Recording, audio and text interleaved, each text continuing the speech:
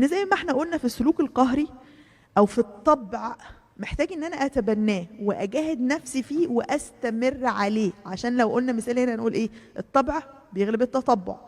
فاقول لك والله بصوا الكلام ده كله هكس، انا ما بعملش حاجه، انا بروح لكورسات وبطبق وبعمل وما اعرفش ايه، بس الطبع اللي انت عايشه عليه من زمان والسلوك اللي عملتيه بتاع 200 مره، لما تيجي تعملي ده وتطبقيه مره واثنين وثلاثه وثلاثين، لما تسيبيه ايه اللي هيغلب؟ الطبع، السلوك القهري، الحاجات المتكرره اللي انت بتعمليها. واحنا فينا حاجه دي شفتها في الشغل، وقولوا لي لو هي موجوده عندكم. قليلين اللي بيقفلوا الدايره. كنت حتى في الشغل اقول لهم يا جماعه احنا ليه ما بنقفلش السايكل؟ كان دي ازمه بواجهها، ان احنا دايما بنمشي نمشي نمشي وفي نقطه دايما لازم نسيبها مفتوحه.